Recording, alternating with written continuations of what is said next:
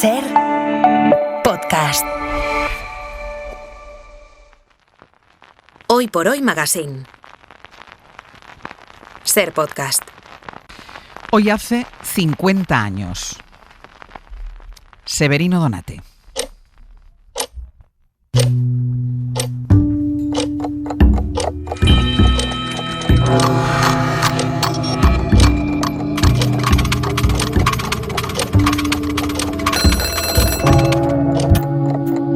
Pasaron los días, pasaron los meses, pasaron los años.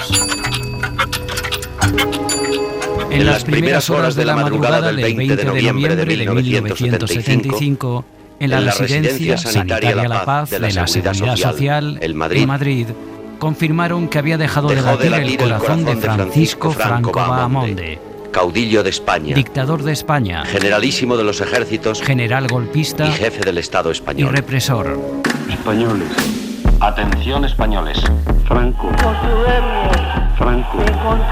Con profundo sentimiento, Franco. a las 5:25 horas, Franco. Franco. Obedece a una conspiración Franco. Su Excelencia el Generalísimo Franco. masónica y izquierdista. Franco. informan Franco. shock tóxico, Franco. Franco. Franco. Ha muerto. A las 11:30 de la mañana de ese mismo día, el féretro que contenía el cuerpo de Franco era trasladado de la Residencia Sanitaria La Paz al Palacio del Pardo. El féretro del caudillo quedó El instalado féretro en la del Capilla dictador quedó instalado en la Capilla Ardiente. El personal de servicio y militar del Pardo está acondicionando el lugar para la misa de Corpore Insepulto que tendrá lugar a las 12:30. Por quedar reservada la Capilla Ardiente a la intimidad familiar, las autoridades ruegan encarecidamente abstenerse de acudir al Palacio del Pardo durante el día de hoy. El cadáver de Franco ha sido embalsamado con una solución de formaldehído, alcohol y agua. La cara, retocada y maquillada, todavía recuerda al relieve de la moneda de 5 pesetas. Está amortajado con el traje de gala de capitán general, guerrera azul marino de cuello abierto, charreteras en oro, galones con su rango en las bocamangas, las manos con guantes blancos entrelazadas sobre el vientre, el bicornio con plumas a mano y sobre el pecho la banda y la cruz laureada de San Fernando y el yugo y las flechas de la falange.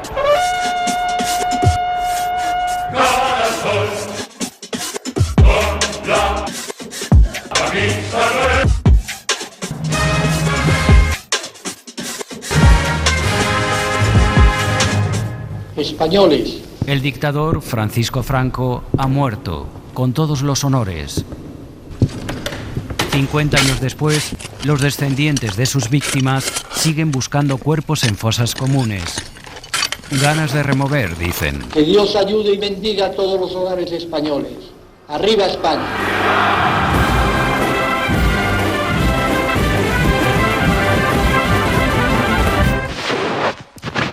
50 años después de la muerte de Franco, queremos ver en qué momento, en qué generación se desdibuja su figura.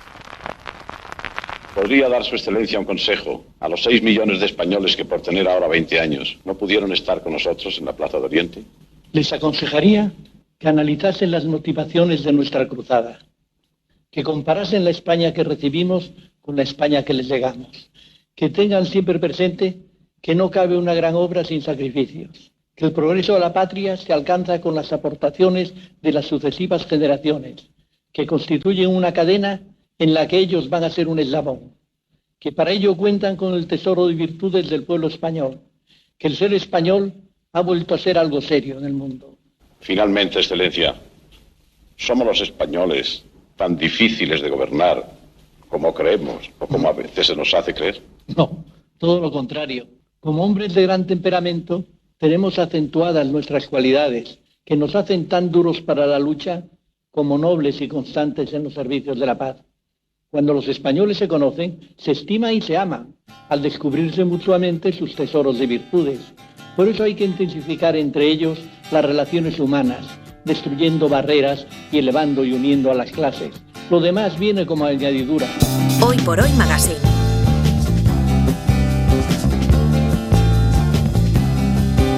Ser Podcast. Por mucho que algunos pese, los tiempos están cambiando. Están cambiando los tiempos, agárrense que aquí vamos. Están cambiando los tiempos, agárrense que aquí vamos. Han sido tiempos sombríos y aún no son los tiempos claros, pero soplan nuevos vientos, parece que respiramos. Pero soplan nuevos vientos, parece que respiramos. Están cambiando los tiempos. ¿Qué lleva a los jóvenes, a chicos y a chicas en 2025 a cantar el Cara al Sol? ¿Saben lo que cantan? Esto es lo que se preguntó José Antonio Martínez Soler y lo que tras largas charlas con su hijo, Eric Martínez Wesley, dio fruto al libro Franco para jóvenes de la editorial Catarata. José, Eric, ¿qué tal? Muy bienvenidos a los dos. Hola Ángel, muchas gracias. ¿Saben estos jóvenes, José, estos jóvenes saben lo que cantan? ¿Cuál ha sido la respuesta a esta pregunta que tú te hiciste? Bueno, a mí cuando escuché en la calle Marqués de Urquijo, esquina Ferraz, un viernes por la tarde, me estremeció, me sorprendió y además luego me dio mucha tristeza, ¿no? Y al día siguiente, los sábados yo juego con Eric al tenis, me suele ganar a veces, y le comenté, fuimos a tomar un café, me dio mucha tristeza. Yo he cantado el Cara al Sol y con el brazo en alto en el Colegio de los Frailes, en La Salle, en Almería, todos los días, y firmes, y me han educado en el nacional catolicismo sí. Y me horroriza que jóvenes, chicas sobre todo, chicas y chicos, cantaran el Cara al Sol con los símbolos de Franco. ¿Qué está pasando? ¿Por qué? Y entonces, a esa pregunta me decía mi hijo, papá, es que yo nunca he estudiado la dictadura, ni tampoco el franquismo, ni la transición, y vosotros en casa, ni mamá ni tú me habéis contado nada. De mi secuestro, por ejemplo, por guardias civiles de franquistas, no hablábamos, decíamos lo que pasó en las matas. Y mi madre me decía, hijo mío, en boca cerrada no entran moscas, las paredes oyen, no te signifiques. Hemos crecido con mucho miedo. El silencio, claro, tú tenías claro esto. Cuando él te hace la pregunta, tú dices, claro, si es que a nosotros no nos habéis contado nada. Ni vosotros, que sois los mayores de la casa, ni en el colegio, ni en el instituto tampoco. Absolutamente nada, o sea, nada del franquismo y, para ser justos, también nada del comunismo. O sea, no nos contaron nada, eran temas que no se hablaban, ¿no? Entonces, claro, de esos barros, estos lodos, ¿no? Hemos crecido con un desconocimiento total de lo que era la dictadura y de lo que era también los horrores del comunismo. A base de leerlo ahora y de empezar por nuestra cuenta y de hablarlo, hemos empezado a descubrir esto, ¿no? Entonces me preocupa que de este desconocimiento salgan estas expresiones. ¿Y crees que a los jóvenes de ahora que desconocen absolutamente, esto lo hemos hablado antes en el abierto, en la tertulia política, precisamente hemos hablado de la laguna educacional en esta materia, pero a los jóvenes de ahora ¿hay que explicárselo de otra manera o no? ¿Hay que explicárselo de la manera que fue y cómo pasó? Bueno, nosotros al escribir el libro hemos tenido varias narrativas, ¿no? Pero una de las cosas que teníamos clara era que había que mezclar los datos con las emociones. Es decir, contar la historia sin adjetivos, sin adverbios, lo que son los datos, los hechos, apelando al pensamiento crítico, pero también contarlo con la historia personal. Que la gente vea que estas cicatrices que tiene mi padre no son inventadas, que no son mentira, que están ahí, ¿no? Entonces contar la historia de la familia, de mi abuelo represaliado, pero sobre todo la historia de que mi padre sufrió un secuestro en 1976, ya muerto el dictador, ¿no? Entonces esa mezcla de emoción y datos nos ha funcionado bien en el libro, nos ha funcionado en conectar. Claro, y tú me decías, José, antes de empezar, claro, cuando les enseñas la foto de un torturado, cuando les enseñas las cicatrices, ¿ahí entienden? ¿O ahí empiezan a interesarse y a preguntar? Sí, yo creo que la foto con mi cara en plan monstruo, ¿no? Sí, absolutamente deformada. Deformada y tal, sí que les impresiona, no se lo creen. Pero claro, tampoco se creían que a García Lorca lo mataron los franquistas y que la orden venía de un general como Saliquet, que había fusilado a 14.000 en Sevilla. Es que no sabían nada.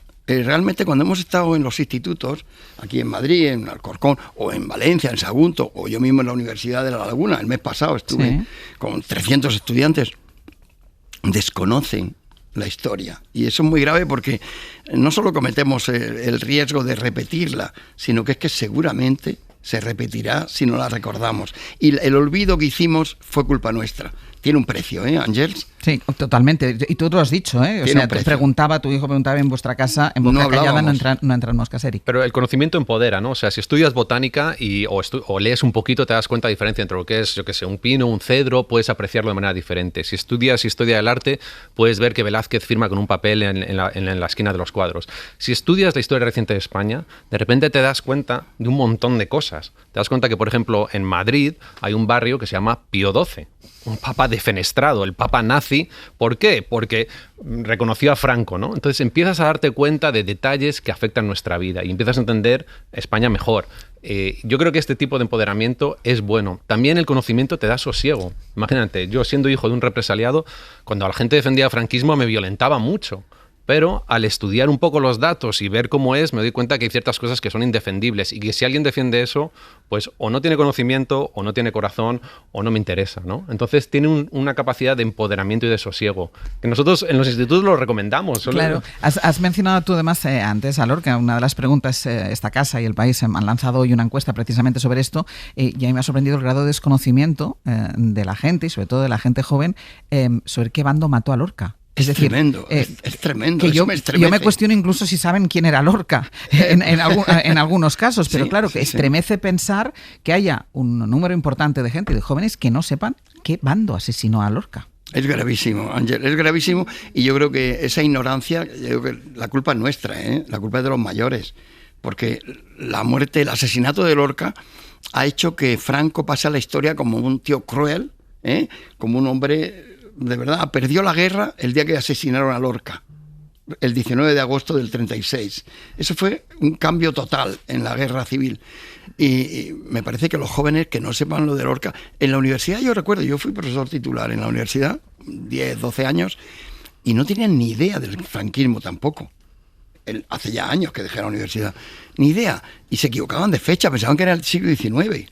Entonces, ese desconocimiento es muy grave porque... te genera indefensión ante los bulos, las mentiras. Es muy fácil manipular a alguien que es ignorante y muy difícil a alguien que tiene pensamiento crítico y conocimientos. Entonces nuestra obligación es dar a conocer los datos, como decía mi hijo. Qué bien habla Eric, por cierto. Déjame un momento para poner más contexto. Hemos dado una vuelta por universidad, chavales que acaban de empezar, 17, bueno, de la universidad son 18 años. Esto es lo que piensan o lo que creen que saben sobre Franco. Pues estaba muy de moda el cantar el cara al sol, el decir que eres falangista, el decir Pedro Sánchez, hija de puta, o insultos de ese estilo hacia cualquier tipo de gobierno sin en realidad tener mucha idea de lo que estás hablando y simplemente lo estás haciendo por caerle bien a tu círculo o por sentirte parte de un grupo mayor. Por ejemplo, en mi graduación de bachillerato nos encontramos con colegios religiosos en los que los chavales sí que eran bastante extremistas. Mientras estábamos de fiesta, todos bailando tan tranquilamente, venían a hablar contigo y el tema de conversación que decidían era sobre Franco, sobre quién estaba tan mal. Algunos incluso dijeron que eran falangistas con todo el orgullo.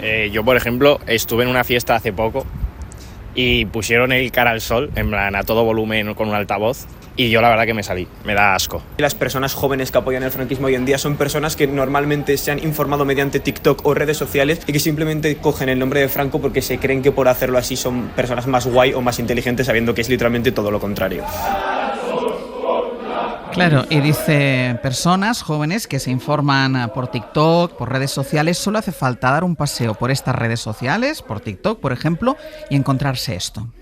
Francisco Franco, José Antonio Primo de Rivera. Hoy en Cocina con Franco nos toca probar el chuletón. Esta es la iglesia donde se casó Franco. Podrás debatir su forma, pero su sello fue orden, obras y crecimiento. A mí Franco me mola. Peor dictadura es en la que estamos ahora. ¡Franco! ¡Franco! ¡Franco! ¡Franco! ¡Franco! Facha es tener facha, tener talante, tener categoría de caballeros y no de miserables.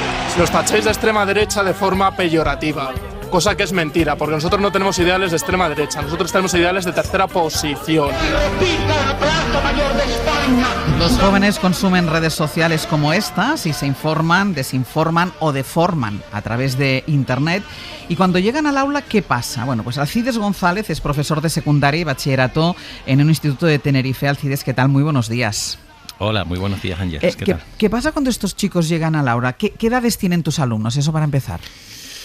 Bueno, mis alumnos en este momento, tienen 15, 16, 17 años, 14 algunos de ellos.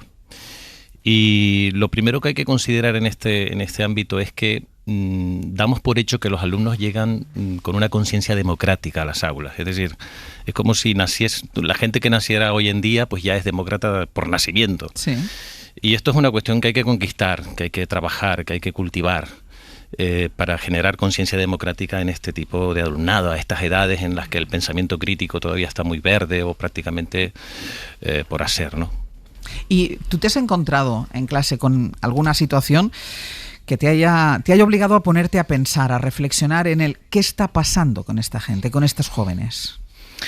Sí, efectivamente, no solamente yo, sino muchos compañeros, y lo hablamos bastante, casi todos los días o con mucha frecuencia nos encontramos con situaciones en las que los alumnos, las alumnas, sobre todo los alumnos más mayoritariamente, ponen en duda o sencillamente niegan cualquier cuestión histórica que tenga que ver con crítica hacia los regímenes totalitarios o hacia las dictaduras, lo niegan taxativamente, te dicen cosas aberrantes y tan absurdas como que gracias a Franco las mujeres pueden votar, que es un poco lo que se estaba diciendo antes sobre, se estaba diciendo otra cosa sobre también una aberración de ese tipo. Y claro, ante estas circunstancias, ante estas proclamas, pues es muy difícil debatir, es muy difícil, ¿no? Entonces... Pero dices, ¿en qué circunstancia lo dicen? Es decir, tú estás exponiendo un tema en clase y ellos te rebaten. Exacto. Si tú estás impartiendo la materia de historia, por ejemplo, y estás abordando las diferentes etapas franquistas, pues ahí tienes muchas dificultades. Siempre saltan alumnos que sencillamente niegan, es decir, como estos que acaban de aparecer en el reportaje, sí. Sencillamente niegan que hubiese fusilamientos, niegan que la mujer estuviera sometida, o sea, niegan lo más elemental, niegan lo más lo que más nos ha hecho sufrir la dictadura. Eso ellos lo cambian, le dan la vuelta y lo proclaman, vamos, a viva voz, y si tú dices, mira, vamos a reflexionar sobre esto, vamos a debatir, ellos te dicen, eso es mentira, profe, eso es mentira, profe, eso es mentira, y se quedan ahí. Es decir, tú no consigues, no, la palabra no es convencer, sino no consigues que la explicación sobre la realidad, sobre los hechos, sobre la historia, penetre en ellos. Es muy difícil, pero evidentemente yo no lo consigo. Bueno, algo se va consiguiendo, pero aquí se produce un hecho que es fundamental y que desde luego hay que estudiar y hay que revisar y hay que organizar de otra manera. En la educación nosotros no tenemos ahora materias que nos, digamos, empujen a hablar de democracia en las aulas, a debatir sobre ella, a hablar de sus orígenes, de cómo se consiguió, de lo que se sufrió para conseguirla, de los derechos que gozamos hoy en día gracias a la democracia. Entonces, hay muchas materias, pero no hay una materia que debería ser, en mi opinión, troncal, que se llamara valores democráticos o algo parecido, en la que obligatoriamente, en el buen sentido, los profesores y las profesoras podamos tener tiempo para educar en democracia, para despertar la conciencia democrática en el alumnado. Eso no lo estamos teniendo. Los profesores de historia, por ejemplo, van a toda leche, y permítaseme la expresión, sí. Para poder cumplimentar los currículos académicos. Por ejemplo, hasta hace unos años, en segundo de bachillerato, se daba historia de España, se sigue dando evidentemente, pero hasta hace poco había que dar desde Atapuerca hasta la transición. Eso es una magnitud de contenidos tan tremenda que inabarcable. Y los profesores de historia siempre me dicen, bueno, cuando llegamos al siglo XX, o si llegamos, ya estamos muy agotados. Y esto tiene relación y guarda relación con lo que decía Eric hace un momento, sobre que a él no le hablaron del franquismo o no lo estudiaron suficientemente, creo haber entendido. Pues es por este motivo, porque los currículos son tan extensos y además empiezas tan atrás que cuando llegas a los momentos más importantes en el desarrollo del pensamiento crítico, todo el siglo XX, por qué se produjeron las guerras, etcétera, etcétera, o no llegas, o llegas muy agotado y muy aprisa para poder realizar exámenes y evaluar. ¿Compartes, Eric, esta reflexión? Sí, desde luego, o sea, muy bien explicado, Alcides. La verdad es que no nos contaron nada del franquismo, pero también, siendo justos, nada de los horrores del comunismo. O sea, es que no se llega al siglo XX, ¿no? Entonces llegas con desconocimiento. Nosotros en los institutos, cuando nos preguntan, tratamos de ganar un poco de cancha cediendo un poco, ¿no? Es decir, lo que nos define son las acciones individuales, no las ideologías. Cómo nos comportamos como individuos, ¿no? Es decir, y lo que decíamos, o sea, nadie puede defender el asesinato de 5.600 curas y monjas en el bando republicano, pero tampoco nadie puede defender el exceso del franquismo durante la guerra y luego durante tiempos de paz, ¿no? Entonces damos un poquito, ¿no? Igual que yo no defiendo ni a Stalin, ni a Fidel Castro, ni a Maduro, ni a ningún dictador de izquierdas, nadie debería defender a ningún dictador de derechas. Y podríamos estar de acuerdo en que todas las dictaduras son malas. Tratamos de ceder un poco para ganar un poco de cancha. ¿Y lo entienden más, José, cuando se hablan de cosas concretas? Es decir, vuestra experiencia también en los institutos, cuando vosotros vais y habláis de episodios concretos. Sí. Les impresionan más los hechos concretos, los hechos probados, verificables además ante ellos. Muchos me han preguntado, incluso luego en los corrillos que hacemos con los estudiantes de bachiller, en Sagunto, en Madrid o en La Laguna, por mi caso particular, ¿no? Porque claro, apareció una foto donde yo tenía la cara deformada, ¿no? Sí. Por el secuestro, las torturas. Bueno, pensé que iba a morir porque me pusieron una pistola a 2 palmos de la frente para que dijera las fuentes de un artículo y yo no podía decirlas porque no lo sabía. Y casi me matan, ¿no? Entonces cuando ven, bueno, luego me llamaron para decirme que tenían los nombres de mis secuestradores. Eran gente de inteligencia de la Guardia Civil, de Franco, ¿no? Uh-huh. Y dije, no quiero saberlo. No quiero saberlo porque creo que hay que perdonar, pero no olvidar. Y el error que cometimos, gente como yo, en nuestra generación, que luchamos contra Franco, yo, de toda mi vida, mi padre era un teniente de la República represaliado, que tuvo un campo de concentración. Pero me enseñó también mi padre que había que, de alguna forma, perdonar, pero no olvidar. Mire, y me llama mucho la atención esto, Alcides, que dice ahora José, cuando les hablas de cosas concretas, de episodios concretos, no sé si lo entienden más, pero al menos si son capaces de prestar atención, de poner atención en eso. Eso no es lo que cuentan los libros de texto. ¿Cómo cuentan esta parte de nuestra historia los libros de texto? Bueno, primero quería decir al comentario de Eric de antes de lo del comunismo y los fusilamientos también que hubo por el bando republicano, que evidentemente nosotros queremos generar esa conciencia democrática para que el uso de la violencia en ningún caso sea un recurso legítimo para nadie. Eso evidentemente por descontado, ¿no? Sí. Cuando yo decía lo de la conciencia democrática, evidentemente es lo que queremos es que los alumnos y las alumnas se eduquen en democracia y se eduquen en libertad y en la defensa de los derechos humanos. Esto es evidente. En cuanto a los libros de texto, los currículos académicos están impregnados prácticamente desde las introducciones y en todos los criterios de evaluación de un espíritu democrático. Realmente se habla siempre de la educación en valores y todo esto. Pero eso no cunde, eso no es efectivo. Al final, los docentes pues impartimos nuestras clases, estamos apremiados por el tiempo y nuestros objetivos pasan por evaluar al alumnado en tiempo y forma.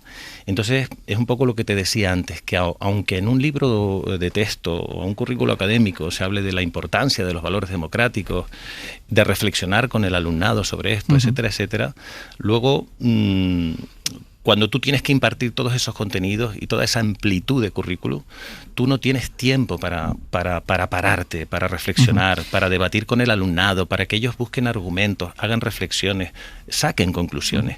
Y esto es lo que yo estoy reivindicando y creo que lo hago en nombre de muchísimos docentes, que la educación de este país y sobre todo la secundaria y bachillerato tiene que tener materias troncales, no optativas de estas que aparecen por ahí, que se apuntan 4 o 5, en las que obligatoriamente se tenga que hablar de democracia. Para que se aborde esto. José, muy breve. Alcides, la verdad es que tienes razón en todo lo que dices, pero claro, nosotros cuando hablamos con estudiantes, y estos eran un instituto de gente de 16, 17 años, uno de ellos me preguntó, pero bueno, ¿cómo llegó a ser tan importante Franco? ¿Por qué llegó al poder? Y si era tan malo, como estáis diciendo... ¿Por qué duró tanto tiempo? ¿Por qué duró tanto tiempo? ¿Por qué no le quitasteis, no? Sí. ¿Por qué no le echasteis? Esa es una pregunta que nos han hecho algunos jóvenes, ¿no? Sí. Entonces conté pues hechos concretos. Franco era un prestigioso militar y había que hablar de las cosas buenas de Franco, que es difícil, a mí me cuesta, pero tuvo cosas importantes. Fue un prestigioso militar, ascendió muy rápidamente en África, pero era cruel, no tenía piedad ninguna empatía. A uno de sus legionarios protestó por la comida, según cuenta su primo en la biografía, y le mandó fusilar, le fusiló delante de los demás compañeros. Era un tío cruel. Entonces, contar hechos concretos sí les llega a los jóvenes, ¿eh? Dejadme que vaya a publicidad y a la vuelta incorporamos una voz más a esta tertulia que estamos manteniendo. Cosas que estaba viendo. Ponme la mano aquí, Catalina, ponme la mano aquí. Hoy por Hoy Magazine.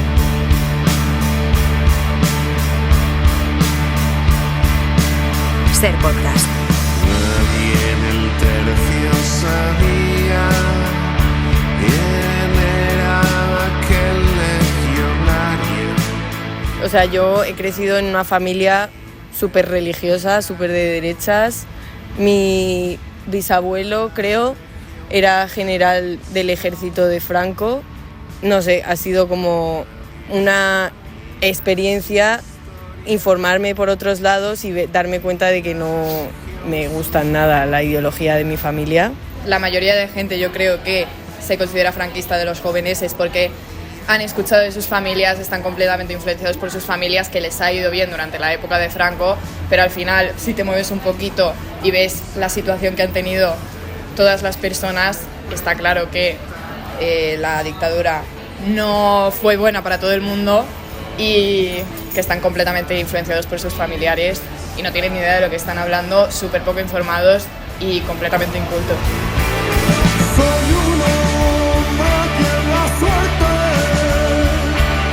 Estos jóvenes a los que están escuchando tienen entre 18 y 19 años, han comenzado la universidad y nos han dejado escuchar sus conversaciones sobre Franco, el franquismo, la historia, la memoria. Seguimos también compartiendo impresiones con José Antonio Martínez Soler y Eric Martínez Wesley, autores de Franco para jóvenes, que está publicado en Catarata, y con Alcides González, profesor de secundaria, que nos escucha desde Tenerife. Hablábamos de cómo se aprende, pero incluso los protagonistas de la historia, los actores y actores principales, algunos de ellos de la historia, aquellos que conforman la memoria, creen que lo hemos hecho mal. Piensan y cuando reflexionan creen que lo hemos hecho mal. Miquel Roca, uno de los padres de la Constitución. Hemos de reconocer que hemos tenido un gran fracaso en nuestro sistema educativo en este punto. Pero el siglo XX español es que no lo conoce nadie. Y lo que fue la dictadura no se explicó jamás. Miquel Roca, hablando de esa laguna que estábamos hablando en la primera parte de este tramo de radio. Gudmaro Gómez Bravo es profesor de Historia en la Facultad de Historia, director del Grupo de Investigación de la Guerra Civil y el Franquismo de la Universidad Complutense. Además, es padre de 2 hijos adolescentes y este año ha publicado Los Descendientes, que es una investigación de su propio pasado familiar, un pasado que se parece al de muchísimos españoles, porque un 50% de nosotros tiene familiares en los dos bandos. Gudmaro, ¿qué tal? Muy buenos días. Hola, buenos días. Como escuchábamos a una joven, investigar sobre la propia familia, ¿es hacer memoria o es hacer historia? No, bueno, es hacer historia de la memoria, ¿no? Lógicamente, pero es muy interesante porque la historia teóricamente es la reconstrucción del pasado, la memoria diríamos que es el recuerdo, ¿no? La experiencia. Pero es muy difícil de delimitar. La frontera es muy finita. ¿A ti qué es lo que no te cuadraba de la historia de tu familia, tal y como te la contaron? Todos tenían una versión acerca de mi abuelo, básicamente la parte de mi madre, que no me cuadraba. Era imposible por la situación geográfica y por determinadas cosas, ¿no?, que mi abuelo fuera un personaje antifranquista. Entonces, bueno, pues inicié la investigación una vez que mi madre ya, pues la mujer, pues ya perdió la cabeza y no podía yo hacerle daño al investigar porque era consciente de que le iba a cambiar la versión.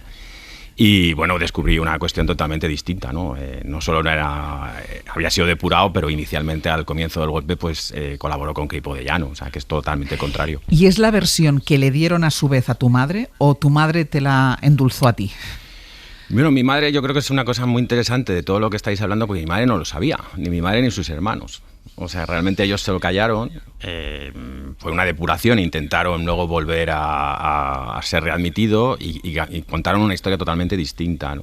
Lo ocultaron, que yo creo que pasa mucho. Y después también se empobrecieron y ocultaron la pobreza, ¿no? Yo creo que eso se superpone y nunca se ha sabido. Y después ya en la transición sí construyen, que es un poco lo que pasa también con la gente joven ahora, ¿no? Construyen su identidad política cuando pueden. y la construyen con el antifranquismo. Pero mi abuelo no viene de ahí, claro. ¿Y tú cómo lo descubriste? Bueno, pues yo por el oficio y estuve dando la paliza para que me dieran los archivos en la Dirección General de Seguridad y tardaron mucho. Y nunca había nada. Y realmente pues un día me llega un PDF con 308 hojas. Digo, joder, pues sí que había algo. Había algo. Y ahí pues ya está todo, ¿no? O sea, y eso es la importancia de la historia y del conocimiento a partir de los documentos y te explicas todo, claro. Claro, tú no hiciste caso a esa frase que se dice mucho y antes ha salido en la conversación cuando decía, José, no, en mi casa no se hablaba, tanto no se hablaba que él no le habló a su hijo, que está sentado ahora a su izquierda, de todo. Esa frase de, no es por no reabrir heridas. Bueno, yo también, eso lo hemos vivido, por ejemplo, no coger cosas del suelo, no el tema político, la política como algo malo, peligroso, yo creo que es la gran herencia del franquismo, ¿no? También la política el miedo, la política como problema. Pero yo creo que ya hay otra generación a partir de determinado momento que tiene que hacerse preguntas. O sea, yo creo que a partir del siglo XXI cambia mucho todo. Se abren también las nuevas hipótesis, comparamos con lo que pasa fuera de Europa y si lo miras todo así, pues claro, entiendes que hay un enorme vacío, ¿no? Todavía a nosotros por conocer. Y en lo familiar está la clave, porque la historia es común, la memoria no. Claro, decía antes Alcides la importancia del pensamiento crítico. El pensamiento crítico es hacerse preguntas. ¿Se hacen preguntas los jóvenes ahora o simplemente vienen ya respondidos?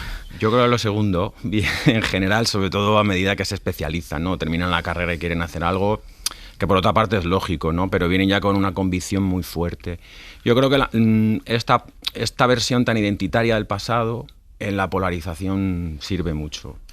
Y entonces luego nos encontramos gente un poco más joven en el grado, yo los doy en tercero o en cuarto, que se desplazan hacia épocas del pasado que es la autoridad, lo que buscan, lo que proyectan es sobre todo el mundo masculino autoritario, eso es el imperio. Aunque les da igual que sea el imperio de los Habsburgo, que era federal o lo que sea, eso es el imperio. Y te cuestionan cosas que son verdades históricas consensuadas, ¿no? Entonces eso es un poco... Bueno, y ahí yo creo que tiene mucho que ver, te cuestionan cosas, y lo decía también antes Alcides, ¿no? Tú les estás intentando explicar verdades históricas consensuadas y ellos te las están discutiendo, pero yo creo que tiene mucho que ver, y casi volvemos al principio de la conversación, Eric, cuando hablábamos de las redes sociales o de TikTok, la cantidad de desinformación que corre por las redes sociales, que es muy difícil. Date cuenta que estamos hablando con un profesor universitario, con un profesor de secundaria, que son incapaces de rebatir esa desinformación que aparece. Incapaces no quiero decir que por incapacidad, sino porque es imposible rebatir lo que encuentran en las redes. Tenemos un problema sistémico, o sea, no solo hay desconocimiento, sino que hay una desinformación activa. Desinformación activa. Voluntaria. Bueno, y entonces a las personas que tienen desconocimiento, esta desinformación les alteran los relatos de la realidad. Entonces es grave, ¿no? ¿Y por qué es grave? O sea, si doy 2 pasos atrás, con buena información, con buenos datos, puedes tomar buenas decisiones. Sí, con mala información, vete tú a saber. Entonces muchas veces tratamos de decir esto. O sea, si tú hablas con criterio y con respeto, la gente te trata con criterio y con respeto. A los chavales, si tú dices necedades y brutalidades, la gente te va a tratar como un necio y como un bruto. Si tú quieres sentarte en la mesa de los adultos, tienes que hablar con cierto criterio, ¿no? Entonces tratamos de apelar un poco a la dignidad propia de las personas. ¿Cómo quieres ser tratado tú? ¿No? Y tratar cosas con datos objetivos, o sea, sin calificativos. Yo puedo decir, más de 30.000 bebés robados. Más de 30.000 bebés robados. No digo que sea bueno o malo. ¿Es un dato? Es un dato. Más de 50.000 fusilados en tiempos de paz. La cruz más grande del mundo hecha con mano de obra esclava. Ya está. Si tú defiendes eso, bueno, pues allá tú con cómo quieres plantearte tú ante la vida. Y otra pregunta que tenía para el profesor de secundaria, Alcides, ¿cuánto de lo que tú escuchas en clase o cuando te rebaten lo que tú dices o cuando algún alumno lanza alguna soflama, cuánto hay ahí de lo que escuchan en casa? Es difícil decirlo. Evidentemente, en España hay una sensibilidad, digamos, conservadora, nostálgica muchas veces del franquismo, que está presente en muchas familias actualmente, ¿no? Y esta gente, estas familias, estas personas, estos adultos padres y madres, pues han trasladado eso a sus hijos. Yo no sé hasta qué punto, digamos, qué porcentaje podría haber de jóvenes ahora de ultraderecha que vengan un poco de esta influencia, ¿no? Pero no tendría por qué. es una cuestión multifactorial, ¿no? Evidentemente hay un porcentaje que viene de ahí, pero yo creo que hay un gran porcentaje de alumnado, en este caso, defensor de la ultraderecha y de los neofascismos, etcétera, que se han convertido de alguna manera en el transcurso de los años, ¿no? Sí. Pero por los motivos que decíamos antes, porque yo que estoy hablando, digamos, desde el ámbito de la educación, pues la educación efectivamente no ha ofrecido unos recursos, unas estrategias, unas herramientas. Unas herramientas para que ellos puedan desarrollar y puedan concluir. Por ejemplo, y si se me permite, me gustaría hacer alusión a una unidad didáctica que un profesor de historia hace unos años desarrolló con su alumnado, que consistía en hablar de la Primera Guerra Mundial a nivel informativo, es decir, todos los elementos, lo que la produjo, en fin, cómo se produjo el conflicto, por qué y tal y cual. Y en vez de hacer un examen, digamos, de contenido sobre las fechas, en fin, las batallas y tal y cual, lo que hizo fue evaluarlos de la siguiente manera. Bueno, ahora vamos a hacer lo siguiente. Dividió a la clase en 2 grupos o en 4 grupos, no sé muy bien ahora, no recuerdo, pero bueno, para el caso es lo mismo. Y ellos lo que tenían que hacer es ponerse en la piel de los representantes de esos países y tratar de aportar soluciones o de poner soluciones sobre la mesa para que la guerra no se produjese. No llegase a producirse. Entonces, esto también se podría trasladar a la guerra civil, por ejemplo. ¿Por qué se produjo? ¿Qué podríamos haber hecho para que no se produjese? Me parece un ejercicio muy, muy interesante, José. Claro, ahí es donde tenemos que llegar. Ese es el camino. Para cerrar, que me queda un minutito, José. Estoy muy de acuerdo contigo. Y la verdad es que llevamos un rato hablando de la extrema derecha y de los jóvenes en la extrema derecha, que son el 25%. Apenas hemos hablado del 75% de los jóvenes que son demócratas, que saben que Franco no era tan bueno, que era bastante malo. Ojo, que hemos dedicado mucho tiempo a la extrema derecha, estamos haciendo casi posible la profecía autocumplida. Pues no, no estoy dispuesto. Cuando a mí un alumno de Alcorcón me dice, por ejemplo, algo bueno haría Franco, mis padres dicen que era muy bueno, y yo dije, sí, Franco hizo cosas buenas, no en los primeros 20 años, que nos mató de hambre a todos, y de fusilamientos y de exterminio, pero en los siguientes 15 años hizo cosas buenas, por ejemplo, viviendas, que ahora no hay. Me parece que esta manera de terminar, que estamos hablando de ese 25%, pero que hay esperanza al otro lado, es la mejor manera de termiar este tramo. Sí, yo os agradezco a los 4 que hayáis estado con nosotros, cada uno con vuestro punto de vista. De Muchas verdad, gracias, gracias. Muchas gracias. Tuve errores, te ruego que me perdones y todo será de nuevo como ayer. Vuelve a quererme otra vez como ayer. Vuelve a llorar de emoción como ayer. Mírame, bésame igual como ayer y podremos juntos vivir. Hoy por Hoy Magazine. Ser podcast. Ryan Pérez, buenos días. ¿Qué tal, Ángels? Buenos días. Momento de resumir qué hemos hecho hasta ahora. Pues momento de resumir una jornada que viene muy marcada por el día que es hoy, ¿no? 20N. Conmemoramos 50 años de democracia después de la muerte. 50 años de la muerte de Franco. Bueno, ya luego lo de la democracia tardó un poquito. Un comienzo, vale, ¿no? Ahí se abría la puerta. Un empezar a brotar ahí la democracia. Se abría la puerta. En nuestro país. Hemos arrancado el programa ya desde las 6 y un poquito más tarde, desde las 6:30 en el mapa de sonidos, con canciones que ya sonaban en esa época, como esta de los Eagles, One of These Nights, aquellas noches. Y pues el programa ha ido en parte hasta este momento dedicado a ese momento, ¿no? Ya esa fecha.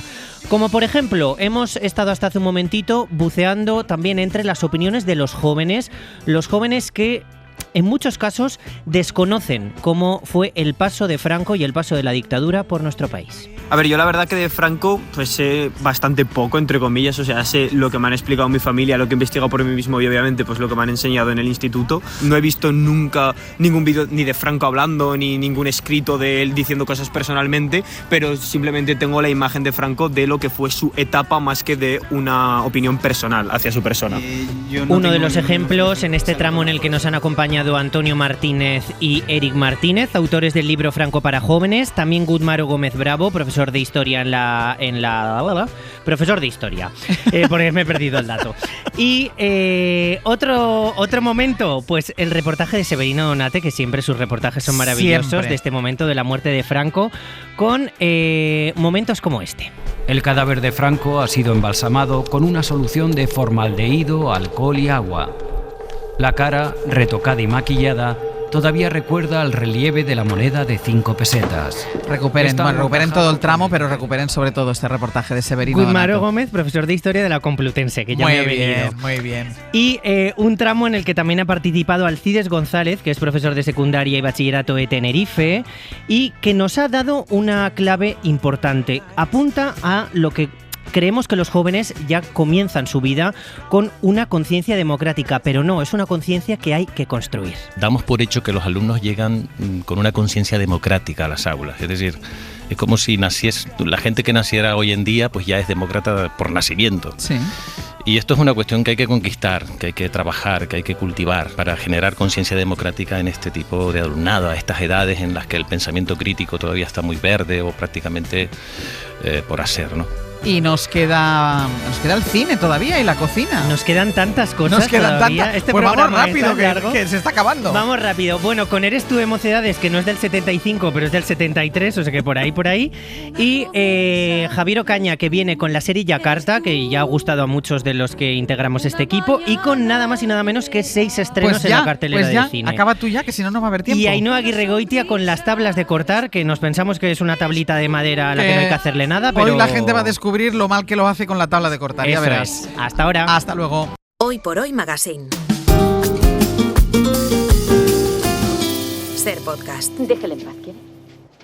Es un chico muy especial y tengo grandes esperanzas puestas en él. Creo que si se empeña, podrá obtener una beca para la Universidad de Wabash y logrará poder irse de aquí. Oiga, si Jimmy es tan bueno como todos dicen, podría obtener una beca por el baloncesto, ¿no le parece? ¿Y quién le verá jugar? Lo único que viene a este pueblo de fuera es el tren y solo para 5 minutos. Una beca de baloncesto. ¿Sabe? A una figura del baloncesto aquí le tratan como a un dios. ¿Cómo va a saber lo que verdaderamente puede hacer? No quiero que sea eso lo único importante que haga. He conocido a muchos que se pasan el resto de sus vidas sentados hablando de glorias pasadas cuando tenían 17 años. Muchos serían capaces de matar para que les trataran como dioses solo por unos momentos. Hoy los dioses están muy desprestigiados, ¿no cree? Convertirse en uno solo por meter una pelota dentro de un aro de hierro. Lamento tener que decirle esto, señor Dale, pero es solo un juego. ¿Por qué es tan arisca, señorita Flinner? Porque conozco a los hombres como usted. Deje usted en paz allí. No quiero que llegue a ser entrenador cuando tenga 50 años. Hoy por Hoy Magazine. Ser podcast. Llegan la vida y el cine y hoy un profesor Ocaña haciendo la digestión porque... ¿Qué tal, Javier Ocaña? Buenos días. Muy buenos días. ¿Cuántas horas te has pasado viendo cine esta semana o es lo mismo que todas las semanas? Esta semana algo más. A ver, es mi trabajo y me encanta y soy un privilegiado, pero hay semanas duras y esta ha sido una de esas semanas. ¿Por qué? ¿Qué has visto esta semana?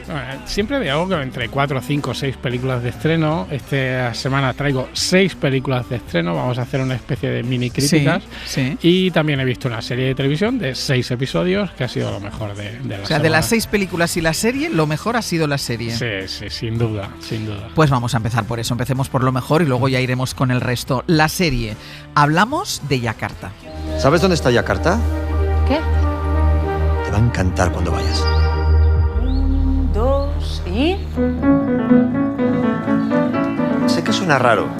Me siento aquí para decirte que tu hija puede ser la mejor de España en un deporte que tampoco conoces muy bien. No es que suene raro, es que suena mal. ¿Sabes que te toca llevarte otro pájaro? Tengo 7 en el balcón. Por eso, ¿te falta uno?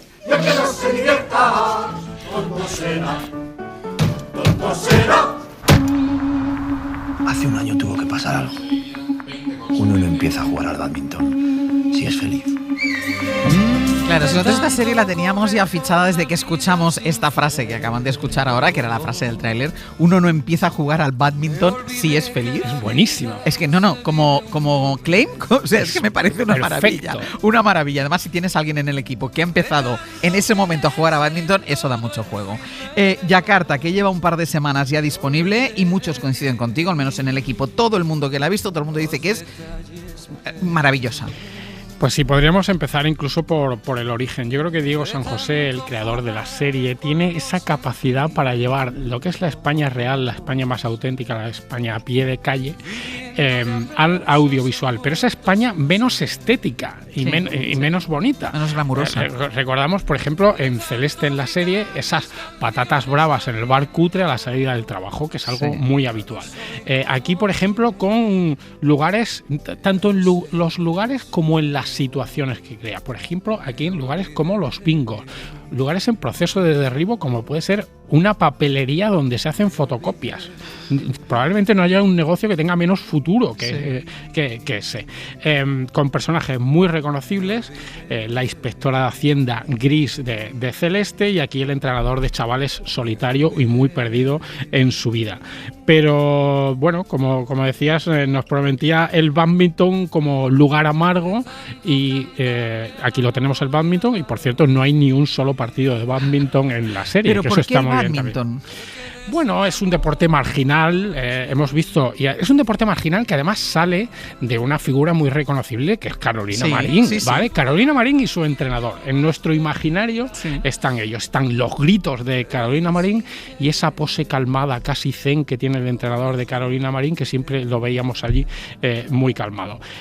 La irrelevancia que tienen los circuitos de bádminton que salen en la serie. O sea, es que el recorrido hacia el Campeonato de España es Fuenlabrada, Totana, Ponferrada, luego ya llegan a Tenerife, que es como al menos van en el mar. Y como decíamos, sin verse un partido, porque todo eso se conforma a través de elipsis. Esta es la historia de los perdedores. ¿Estás preparada? ¿Para qué? Para las gafas del sultán. ¿De qué sultán? Bien.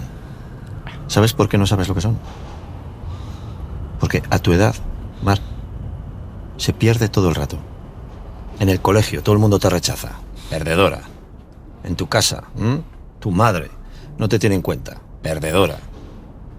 No eres especialmente guapa o no sé, tu cuerpo está cambiando. Perdedora también. ¿Y cómo se sale de ahí? ¿De dónde? Ganando. Se sale ganando. ¿El protagonista es una estrella venida a menos? Es que no llega ni a eso. Ni a eso. No, podríamos hablar de un juguete roto, pero no llega ni a eso. Es un tipo que en los Juegos Olímpicos de Barcelona llegó a participar con España en los Juegos. ¿Vale? Pero no llega ni a juguete roto. Es un tipo que tuvo su momento en el deporte, importantísimo por supuesto para él, pero no relevante ni para la historia del deporte español ni para la historia del deporte mundial, y que desde entonces nos ha quitado el chándal y ha formado parte de la Federación de Bádminton durante muchos años y que ahora es profesor de educación física en un instituto cualquiera de barrio. Es el retrato de un perdedor. Es un retrato de un perdedor y con una chica que en los estudios mal, en casa mal. Lo que le está diciendo en este fragmento que hemos escuchado. Pinte mal. La serie tiene ese tono triste, mesurado, pero los personajes tienen un deseo constante de buscar la luz. Y eso es muy bonito, muy bonito. Tiene un tono de búsqueda de la luz y de búsqueda de la dignidad. Y en ese sentido, creo que se parece o apunta a un tono casi cercano al esperpento, al tono de Berlanga, de Ferreri y de Rafael Azcona. Diego San José ahora mismo es el autor español de audiovisual que más claro apunta a todo ese tipo de cine, con una diferencia.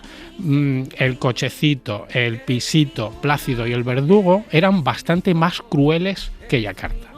Estos tipos, Ferreri, Azcona y Berlanga, tenían más mala leche que Diego San José, que es más un humanista en busca de esa luz. Siempre buscando al final la luz. ¿Y quién o qué reúne esta serie para abordarla, para que sea tan buena? O sea, ya hemos visto, solo en estos cortes que hemos visto Javier Cámara, el tono que tiene. Javier Cámara, que es un actorazo y no lo vamos a descubrir, pues está probablemente en uno de los grandes papeles de su vida. Luego está Carla Quílez, que es una chica que es la que hace de niña. Que es la que hace de niña, que viene de la maternal, que era el único papel que había hecho prácticamente, y que hay que ponerse al nivel de Javier Cámara y compartir secuencias con él con ese nivel, y está fenomenal. Los guiones tienen una cierta poesía, tienen simbolismos alrededor de, por ejemplo, no vamos a contar mucho, pero de los pájaros, de la competición, de los bingos, temas de plena actualidad que tardan en llegar, como el destino de esas exestrellas del deporte, esos juguetes rotos. Hemos visto al Chava Jiménez, hemos visto a los jugadores de waterpolo de la selección de Barcelona, 92 precisamente. Un tema muy importante que no vamos a revelar porque no llega hasta el episodio 3, también muy de plena actualidad.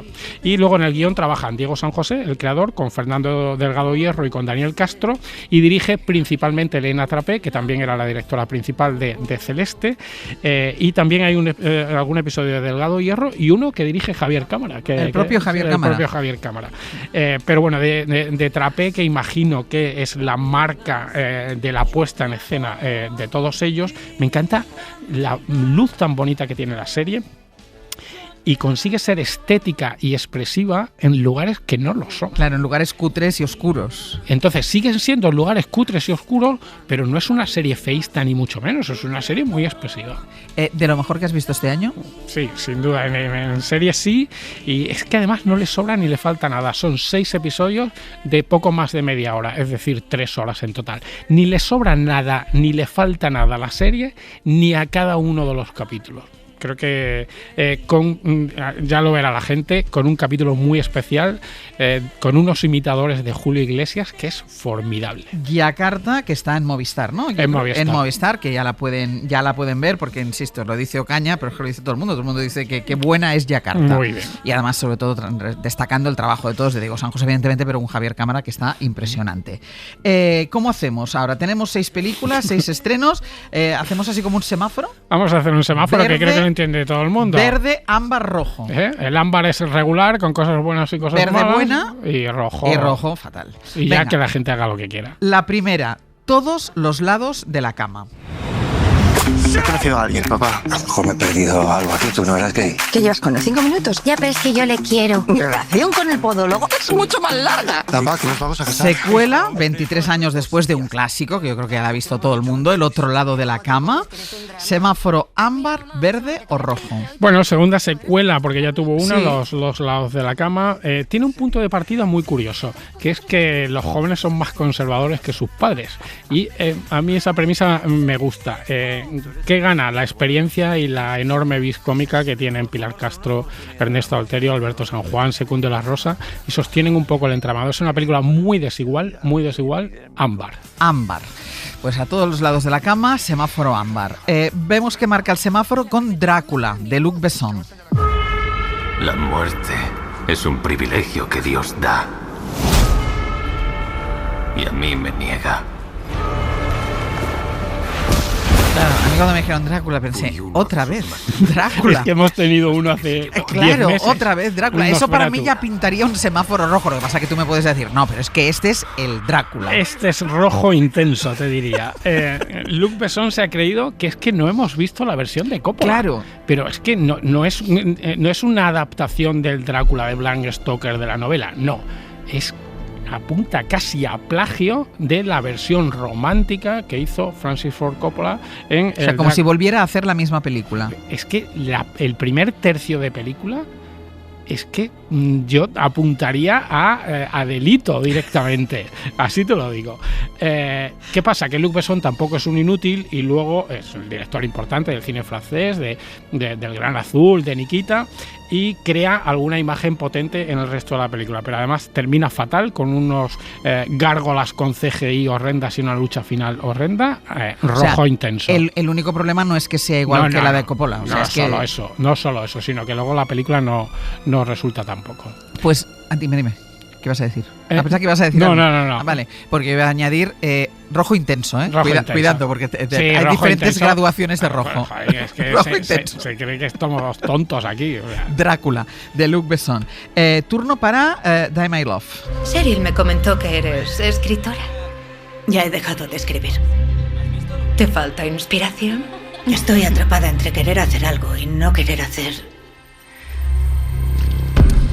A ver, esta la protagoniza Jennifer Lawrence y Robert Pattinson. ¿Color? Otro rojo. ¿Normal o a ver, intenso? Digamos que no hemos traído, que lo comentábamos antes fuera de micrófono, no hemos traído el carro del pescado, hemos traído a los directores y directoras prestigiosos. Claro, es que cuando decía que llevaba 6 películas, dice, hombre, es que son 6 de 6 directores bien prestigiosos. Claro, hablamos de Luc Besson y aquí de Lynn Ramsay, que es la directora prestigiosa de Tenemos que hablar de Kevin. Es una directora que su cine no lo soporto mucho. Ella es muy buena creando imágenes impactantes, pero creo que luego, en el fondo, es tan arrogante que maltrata a sus personajes. Ya lo hacía en Tenemos que hablar de Kevin, y en temas muy complejos como en estas 2 películas, la maternidad. Aquí con una depresión postparto como eje central. El eje de la película es... pero luego se da el gustazo además de otro saqueo, otra apunte a plagio, con una película de John Cassavetes increíble, buenísima, que se llama Una mujer bajo la influencia, que también la saquea. Es que se creen que están haciendo homenajes y eso no son homenajes, son saqueos. Esos son copias. Rojo. Dime una cosa, ¿qué quieres decir con que maltrata a sus personajes? Bueno, pues porque no desarrolla bien la complejidad del personaje y al final lo que hace es hundirlo directamente sin ofrecerle una salida para su defensa. Eso es maltratar a un personaje. Un personaje puede ser un personaje hundido, pero tú le tienes que ofrecer un camino para que salga de por ahí. Que luego no sale. Pero si lo único que haces es maltratarlo y hundirlo al final, no estás haciendo un buen retrato de personaje. Pues también semáforo rojo para Die My Love.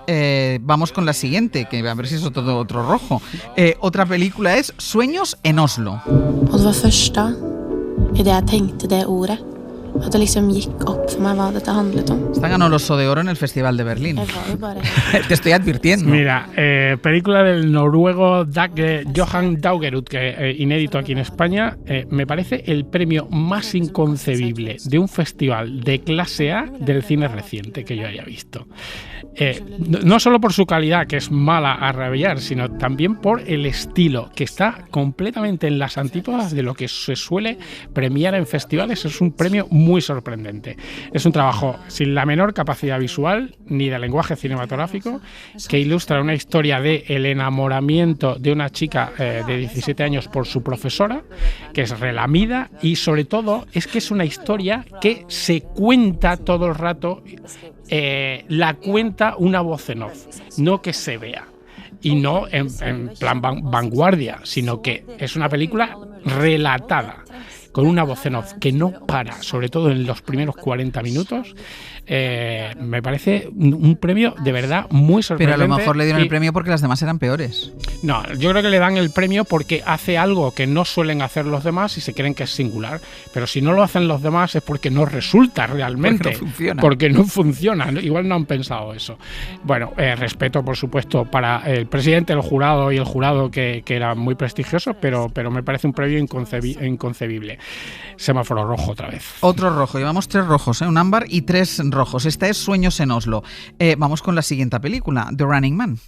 Los concursantes nunca vuelven. No nos queda otra. Necesitamos dinero para el médico ahora. Bienvenidos a The Running Man. Se da la caza a los concursantes. A ver, ¿qué semáforo? A The Running Man. Ya me estoy temiendo lo peor. Esta no está mal. Esta no está mal. Es una nueva versión de un texto de Stephen King, del que ya se hizo una primera adaptación en los años 80 que se llamaba Perseguido, con Arnold Schwarzenegger, que dirigía Paul Michael Glaser, y la idea es muy interesante. Es una película futurista en la que la ultraderecha privatizadora es la que gobierna, y no solo, por ejemplo, privatizan la sanidad, que está clarísimo, privatizan también la policía. ¿Te imaginas una privatización de la policía?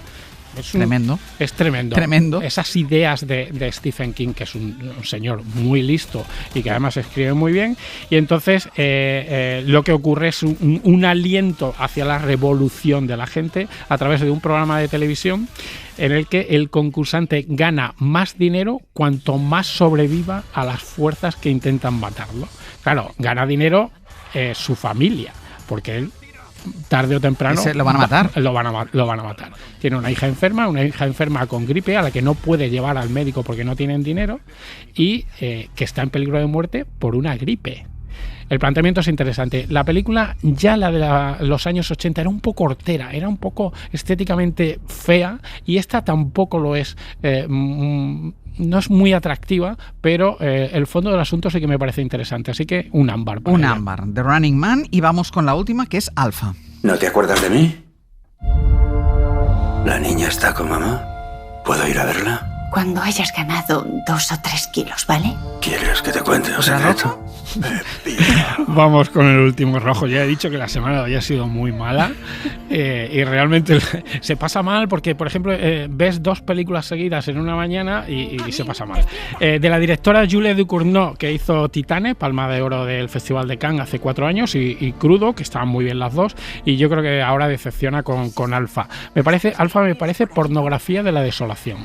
Es decir, cómo juntar 2 temas que hay que tener mucho cuidado con los dos, que son la drogadicción, la heroína y una niña, ¿vale? Entonces, ojo con eso, que hay que tener cuidado. Creo que no tiene ningún cuidado, y es buena visualmente, porque ella es buena visualmente, tiene una imagen muy potente alrededor de un virus y los efectos que causa ese virus, y termina con 3 o 4 minutos muy potentes con música de Beethoven al fondo, pero esos 3 o 4 minutos no me salvan la película. 2 ámbars y 4 rojas. Ni un verde has dado hoy, ¿eh? ¿La peor de todas cuál es? La peor de todas es la del Oso de Oro en Berlín, la de Sueños en Oslo. Sueños en Oslo. Esa es la peor de todas. De verdad que me he sorprendido mucho de que eso pueda ganar un premio en un festival de categoría. A ver si tienes más suerte la semana que viene. Bueno, el oficio es así a veces. No siempre se puede ser feliz trabajando. Hasta la semana que viene. Gracias, adiós. Adiós. How can it feel this wrong? My head is spinning over you. Hoy por Hoy Magazine. I think I'm losing my defenses. And when I'm standing next to you, I feel the failure of my senses. Ser Podcast. You keep me locked under your spell.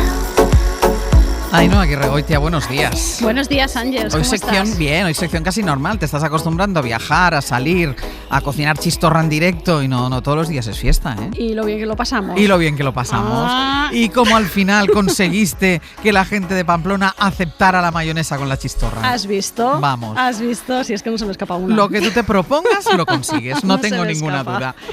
Hoy no vamos a hablar de un producto, no sufra ninguna comunidad autónoma de España, que hoy no vamos a provocar a nadie. Hoy vamos a hablar de un instrumento necesario en la cocina, que es la tabla de cortar. Pero exactamente. Antes vamos con la receta, que de alguna manera también necesitaremos tabla, ¿no? Siempre se necesita tabla, ¿no? Para hacer cualquier receta. Hombre, aquí hace falta tabla. Vale. Y ahora vas a ver por qué. Venga, pues mira, vamos con la receta. Esta no la has visto, ¿eh? ¿No? Ah, no, sorpresa. Estoy leyendo ahora. Sorpresa. Buah, pero tiene 2 elementos, o sea, solo con el título ya me la quiero comer. Ya, es una carbonara de centolla. Toma ya. Espectacular. Ayer me llegó una, Ángels, eso era más grande que mi cabeza. Vamos a ello. Centolla, necesitamos centolla hervida y desmenuzada. ¿Sí? ¿Qué pasa aquí? Que a veces no tenemos todos acceso a la centolla, pero sí que podemos comprar una lata de cangrejo. Vale. Entonces podemos utilizarlo. Nos serviría, vale. Nos serviría, pero vamos a usar de la centolla las patas. Quizá un poquito del caldo de la cabeza, pero sí, lo que vamos a utilizar para la carbonara son las patas. El resto lo usamos para comérnoslo a cuchara directamente. Exacto. Vale. 3 yemas de huevo, 150 gramos de pasta larga tipo espagueti, pimienta negra recién molida, sal, aceite de oliva y, aunque tú no lo tienes delante, yo se lo voy a añadir, unos 20 gramos de parmesano. Vale. No le tengan miedo al queso con el marisco. Vale. Preparación.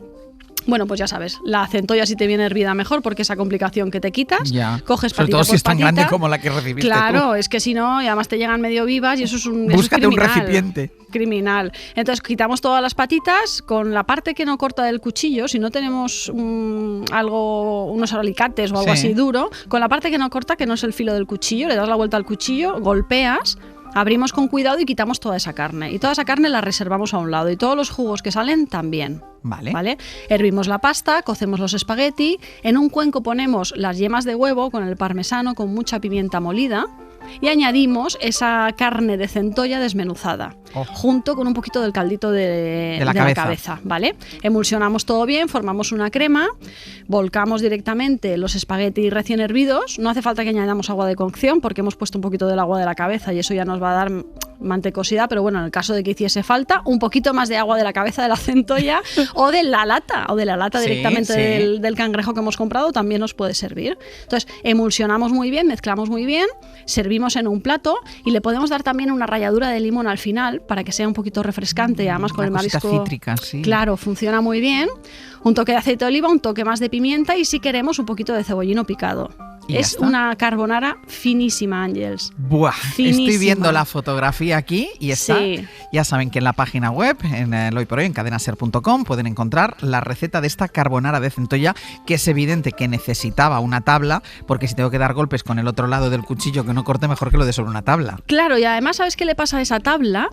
Que se le quedan las muescas de los pinchitos de la centolla. Pero es que eso es bonito, porque eso es la historia Eso de la tabla. es vida, claro, eso claro, es eso es vida, eso Ahí es han vida. pasado cosas, Eso ¿no? es vida. Si tenemos la tabla impecable, es que ahí no se cocina. No, Entonces, no. Yo mi tabla la tengo en la cocina. Tiene y que tener las heridas. muescas, claro, tiene heridas, ya no solo del cuchillo, sino de las patas de algún centollo, de alguna centolla, de que de repente se te va una nuez. Venga. Y eso al final dices, aquí pasan cosas. Pues vamos al lío. ¿Por qué quieres hablar de las tablas de cortar? Mira, porque en un mundo que está obsesionado con el resultado, la tabla es un ejemplo de la importancia del proceso. Ujú. Hoy quiero hablar un poco de esos objetos que tenemos en casa a los que casi nadie les presta mucha atención hasta que toca elegir uno nuevo. Ahí hacemos una pausa y respiramos. Sí. Además, da igual que seas muy cocinillas, que seas poco cocinillas. Al final, todos pasamos por una tabla de cortar. Hasta los que no cocinan todo el nunca. mundo la utiliza alguna vez en la vida. Exactamente. Es una superficie que aguanta golpes, cuchillos, prisas, cenas improvisadas, cenas más prolongadas y memorables. Entonces, ¿qué tenemos? ¿Qué podemos usar? Madera, plástico, vidrio, piedra, acero inoxidable. ¿Qué es más higiénico? ¿Qué castiga menos al cuchillo? Que esto es muy importante. Ahora veremos por qué, porque se ha puesto muy de moda la de acero inoxidable. ¿Qué dura más? ¿Qué es realmente seguro para nuestra cocina? ¿Qué elegimos, Ángeles? ¿Tú qué Me estoy tabla poniendo tienes nerviosa. en casa? No. Yo es que tengo madera. ¿Qué madera tienes? Pues no sé qué madera es. Ay, amiga, pues luego vamos a elegir. Luego me mandas una foto. Pues luego elegimos tabla. No sé Claro. qué madera es. No sé Claro, qué madera es. ahora lo hablamos. Mira, Vale. las cocinas profesionales. O sea, pues claro, ya dentro de la madera, a ver qué madera. Claro, es que ahora vas a ver por qué es importante eso. Vale. Y te vas a dar cuenta. ¿Tú tienes varias tablas o tienes solo una? Tengo varias tablas, porque depende, hay cosas que no quiero utilizar en la tabla principal, como si dijésemos. Vale, yo tengo solo una. Vale, yo no. Yo que soy un poco cochinorra, pero ahora te explico. Cuéntame. En las cocinas profesionales se utiliza plástico de alta densidad. Sí. Por el balance que hay entre la higiene, el coste y bueno, que cumple con las normativas, ¿no? Es más, suelen tener una clasificación por colores, que esto me decía Brian, yo de esto no me entero nunca de nada. Pues aquí va Brian, para que tú tengas en tu casa los 6 colores obligatorios. El azul para el pescado, el verde para las verduras, el marrón para los alimentos cocinados, la tabla roja para carnes rojas crudas, la tabla amarilla para las aves crudas, las aves crudas son lo más peligroso, yo Sí. creo. Y el negro para la gente que tiene alergias y todo esto, ¿no? Pero eso en una casa es un poco complicado, ¿no? Claro, porque son demasiadas y a mí Claro. se me ocurriría. Entonces, ¿cuál es la mejor opción a nivel doméstico? Pues vamos con los materiales, ¿no? ¿Sería entonces? Vamos con ello. El primero de ellos, el plástico, suele ser súper común. Es muy económico. Es la tabla de Ikea, para que todo el mundo se entienda. Ikea tiene madera también. Sí, suele pero- tener madera pero- de bambú. Pero la de plástico es la que de todos nos Ikea. imaginamos que es de Ikea. Sí, que además luego huele fatal. Sí, y que Huelen muy mal las de plástico. Y cambia de color, no. Sí, sí, Meh. sí. Mira, pero es barato. Sí. Es ligera, es fácil de sustituir cuando se deteriora, que como estamos en un mundo de comprar y tirar, suelen venir en distintos colores, que nos pega más con la cocina o no nos pega más con la cocina, pero los materiales nobles siempre pegan mejor, ¿vale? Sí. Lo que nos permite organizarnos mejor, ¿no? Es apto para el lavavajillas, esto suele gustar mucho también. Muchos valoran toda esa comodidad. Pero el problema que tienen las tablas de plástico son las marcas que deja el cuchillo. Enseguida se quedan cortadas, se quedan con esas hendiduras, que es ahí donde se cuelan todas las bacterias y que son muy difíciles de eliminar. Entonces, también puede desprender microplásticos. Ahora que vivimos en la era del microplástico, tú sabes que yo estoy muy sensibilizada esas tablas con el ecologismo y con la sostenibilidad. Desprender microplásticos, esas tablas. Claro, porque es plástico. Y eso nos lo comemos. Y eso es barato, es plástico barato. Entonces, claro, es peligroso en ese sentido. Se expone a altas temperaturas o ácidos fuertes, se puede deteriorar. No es sería la mejor opción. No es la mejor opción. Venga. Luego tenemos las de vidrio. Sí. Se limpian con muchísima facilidad, no retienen olores, ofrecen una superficie no porosa, que eso es importante para las bacterias. Sin embargo, es uno de los peores materiales para el cuchillo. Entonces, lo que es bueno para una cosa es malo para otra. Claro, porque el filo del cuchillo se arruina en muy poco tiempo. Yeah. Además, son tablas muy frágiles, pueden romperse o astillarse de un golpe, simplemente. Entonces, tampoco nos interesa ese tipo de material en la cocina. Luego también aparecen las de acero inoxidable. Yo alguna vez que he hablado de tablas me dice la gente, ay, ¿no te gustan las de acero inoxidable? Pues no me gustan las de acero inoxidable. Porque es verdad que es ligero. A mí es que me da un poco de grima cortar sobre acero inoxidable. El sonido, ¿verdad? Sí, me da un poco de eso. A veces tienen un poco de textura, pero es muy cómodo de limpiar, es antibacteriano, resulta casi indestructible, la limpieza es muy sencilla, como he dicho antes, y aunque puede parecer ideal, extremadamente duro para el cuchillo, y esa dureza hace que el cuchillo pierda el filo todavía más rápido que con el vidrio. Más que con el cristal. Sí, para mí es el filo del cuchillo que no esté maltratado es imprescindible. Pues, es importantísimo, porque yo afilo los cuchillos en un afilador. Pues, entonces, los cuchillos afilados son importantes en la cocina, de esto podemos hablar otro día. Entonces, ¿podemos cortar directamente sobre la piedra de la cocina? Pues sucede exactamente lo mismo. O sea, sobre el mármol, sobre la encimera. Claro, hay encimeras que resisten ese tipo de uso. Sí. Entonces, ¿qué sucede? Que pasa exactamente que con las anteriores. Es malo para el cuchillo. Es limpio, es higiénico, pero malo para el cuchillo. Y nos queda la madera. Vale, pues vamos a la madera. La madera, claro, es suave con los cuchillos, no genera microplásticos y con el cuidado apropiado puede durar muchísimos años. Es un material reparable, biodegradable y con un tacto muy agradable también, ¿no? Para trabajar. Pero tiene sus peros. No puede lavarse en lavavajillas. Necesita mantenimiento regular con aceite para evitar que se reseque. Sí. Puede absorber líquidos o olores si no se limpia enseguida, sobre todo depende de lo que vayamos a cocinar. Y bueno, puede albergar más o menos bacterias. Vale, depende. Pues ahora vamos al tema, porque como de todas las que hemos repasado, la madera parece así como la mejor. Vamos con el tipo de madera, que es la pregunta que a mí me has hecho. Sí, ¿cuáles son las ideales? Mira, hay maderas que resultan más seguras que otras. Lo primero que tenemos que tener en cuenta es la porosidad. Me lo voy a subrayar aquí con el bolígrafo y la gente que tome nota. Porosidad. Existen maderas de poro abierto y existen maderas de poro cerrado. Ajá. ¿Qué pasa con el poro abierto? Que retiene mucha humedad, muchos residuos y los microorganismos y la humedad pues se multiplican con muchísima facilidad si tú les das un entorno agradable. Entonces, esas no nos interesan. Se manchan enseguida, exigen un mantenimiento constante y muy minucioso para evitar problemas higiénicos. Uh-huh. Entonces, entre las maderas más comunes que podemos encontrar con el poro abierto, pues está el fresno, el roble, el pino. El pino es muy común encontrarlo en las cocinas porque también es barato. Sí, yo lo digo a la gente para que piense un poco qué puede tener en casa. El dibujo nos puede decir qué tipo de madera tenemos, ¿vale? Sí. Son económicas, muy habituales y para nada recomendables para una tabla de cortar. Yo no las recomiendo. Poro abierto, olvidado. Olvidado. Vale. En cambio, las maderas de poro cerrado reducen la penetración de líquidos, dificultan que se multipliquen las bacterias, son más seguras, más estables, mucho más adecuadas para uso alimentario. Tenemos el ejemplo del arce duro, del olivo, de la haya, del nogal, del cerezo, de la acacia, del bambú. Que el bambú es una pieza que podemos encontrar, por ejemplo, en IKEA. Vale. Estas son de poro cerrado y estas son interesantes. Pero otro aspecto a tener en cuenta también es la dureza de la madera. Esto es como una fórmula, Ángeles. Tenemos que dar con la madera perfecta. Y ahora verás, yo por ejemplo no tengo la perfecta, tengo la que más me gusta dentro de todas estas condiciones. Porque para mí la belleza es importante. Entonces ahí sois una superficial, ya lo sabes tú, entonces me dejo llevar, ¿no? Pero bueno, otro aspecto clave, la dureza de la madera, porque influye directamente en lo que hablábamos, en el desgaste del cuchillo. Hay algunas que son más duras y otras que son menos duras. De la más amable a la más dura. La primera, el nogal, luego el cerezo, luego la haya, el arce duro, el olivo, la acacia y al final el bambú, que sorprendentemente es muy poco amable pese a la popularidad que tienen las cocinas. Claro que debe ser como la que más se vende, incluso, yo creo. Probablemente. Pues es la menos amable de todas. Sí. Entonces, según este croquis, probablemente el nogal sería la madera ideal para tener en casa. Pero finalmente tenemos que tener en cuenta el grosor, ¿vale? Para una cocina doméstica, una tabla de entre 2 y 4 centímetros ofrece un equilibrio y una estabilidad y resistencia idónea. Si a lo mejor estuviéramos en una cocina, pues sería un poquito más gruesa. Depende del uso que le vayamos a dar, porque el desgaste también influye, la madera se desgasta. Vale, pero ahora yo, al salir de aquí, voy a comprar una tabla. Con todas estas indicaciones que tú me has dado, ¿qué tabla compro? Voy a dar varias opciones, ¿vale? Voy por orden. Vale. La mejor, el nogal, como he dicho antes, poro cerrado y muy amable con los cuchillos. Cumpliría todos los requisitos que necesitamos. Lo tiene todo, tiene todo. ¿No es la más bonita? Pues a lo mejor la madera del nogal no es la más bonita. Vale. Pero bueno, ahí está. Segunda, el arce duro, poro cerrado y aunque es un poco menos amable, también está muy bien.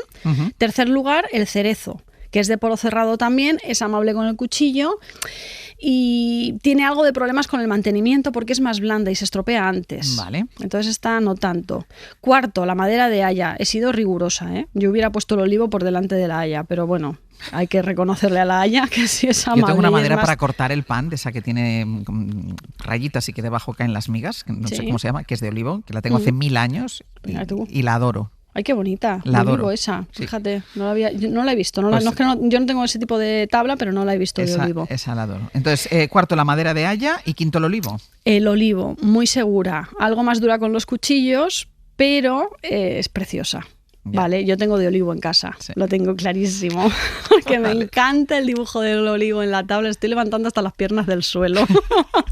Es que me parece preciosa. Tú ves otro tipo de maderas y no te llaman tanta la atención, y en cambio el dibujo del olivo encima de la encimera, pues a mí me parece que es como estar de repente en la montaña. Y entonces en el ranking el último sería el bambú, que es seguramente el que más tenemos. Sí, es el más popular, pero es muy duro para los cuchillos. Entonces al final es segura, pero el laminado a veces también, porque con el bambú lo que pasa, claro, yo tengo una tabla de madera de olivo que es de una sola pieza. Claro, claro. Puedes encontrártela de piezas que están bien selladas y bien unidas, pero lo que suele pasar con el bambú, bueno, siempre pasa con el bambú, porque no hay bambú así de grueso, por lo menos aquí yo no lo conozco, es que son laminados. Y se despegan a lo mejor. Y a veces si no están bien hechos o no son de muy buena calidad, se pueden despegar. Entonces tenemos que encontrar siempre materiales de buena calidad. Oye, vamos con el mantenimiento. ¿Cómo cuidamos la tabla de madera? Mira, lo esencial es muy sencillo. Limpiarla justo después de usarla, con agua templada y un poco de jabón. No hace falta que rasquemos demasiado. Secarla al momento es importante. Estamos hablando de madera, ¿eh? Sí. Nunca meterla en el lavavajillas, ni dejarla a remojo. Esto yo lo he visto, ¿eh? Dejar la tabla en remojo, la tabla de madera. Sí, esto lo he visto alguna vez. Yo no lo he hecho, pero lo he visto alguna vez y claro, eso es criminal. Entonces, si hemos cortado carne o pescado, hay que desinfectarla con un poquito de vinagre, con un poco de sal, si tenemos algún desinfectante. Y como mucho 1 o 2 veces al mes hidratarla con aceite de oliva para evitar que se reseque y que se deforme. Y una curiosidad y una cosa que yo recomiendo es usarla por las dos caras. Que esto no lo hacemos casi nunca. No, yo sí lo hago. Sí, sobre todo porque aquí el invierno y el verano con la humedad se nota mucho en la madera y se digamos que se dilata o se encoge. Entonces a veces me baila. Vale, y eso yo lo llego a notar. Entonces hay un momento... Eso es, en el que le doy la vuelta para usarla por el otro lado. Y un truco para que la tabla no resbale en la cocina: papel de cocina, un par de capas debajo, humedecido, y luego encima la tabla, y así no nos baila la tabla en la cocina, que a veces resbala mucho. Y lo mejor es limpiar rápido. Sí, y no volverse loco. Mira, yo le he puesto aceite a la mía, pues después de preparar la sección dije voy a darle un poquito de aceite. Sobre todo limpiar rápido después de usarla y secar bien. Sí, y desinfectar de vez en cuando en función de lo que cortas. Exacto, y tener una buena madera. Con eso es suficiente. Venga, que ahora vienen fiestas, que es un buen regalo, una tabla de cortar. Pues oye, ni tan mal, tú y yo tenemos una lista infinita. Por eso ahí. No, es que me parece un buen regalo. Te la voy a pedir a ti. Voy a decir, Ángel, regálame esto. La semana que viene nos vemos en Gijona. En Gijona. Ahí que estaremos. A ver, que trabajamos, Ángel. Un beso. Un beso. Adiós. Hasta la semana que viene. Hoy por Hoy Magazine. Ser Podcast. ¿Qué le pasa, Francisco? Fue que el micro no funcionaba. Quería decir algo con lo de la cerveza. Ya estaba. Dilo. No, ya está. Vale. Dejadle el micro abierto siempre, Francino, claro. Que nunca se sabe por dónde va a salir Delito Francino. en la custodia de documentos y delito en la custodia de la cerveza. O sea, por favor. Casal, buenos días. Buenos días, Francino, Ángels. buenos días. Hola. A ver, venga, contadnos. Mira, he escuchado con mucha atención la hora que habéis dedicado a los jóvenes. Ha estado muy bien, la verdad. A lo que piensan, a lo que saben de Franco, que les lleva, por ejemplo, a cantar El cara al sol.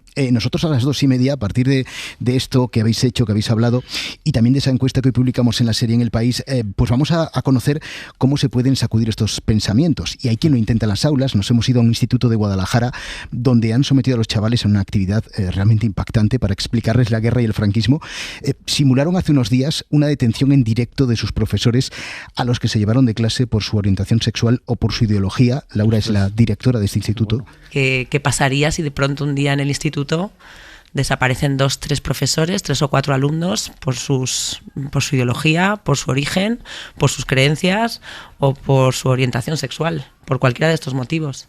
Y decidimos llevarlo a cabo de la manera más realista posible. Y eso pasó, fue un simulacro. Nosotros vamos a contar las caras y las reacciones de los chavales.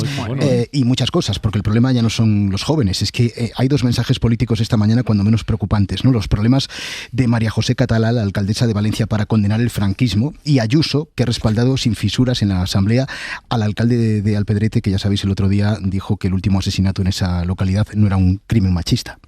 Recordemos que la pareja de la mujer asesinada asestó 50 puñaladas a esa mujer. A ver, Francino. Una doble mirada cultural sobre el 20N, sobre la historia y sobre el franquismo. Esta ficción sonora, este radioteatro que estrenamos con Andrés Lima a las 4 de Franco, ese hombre.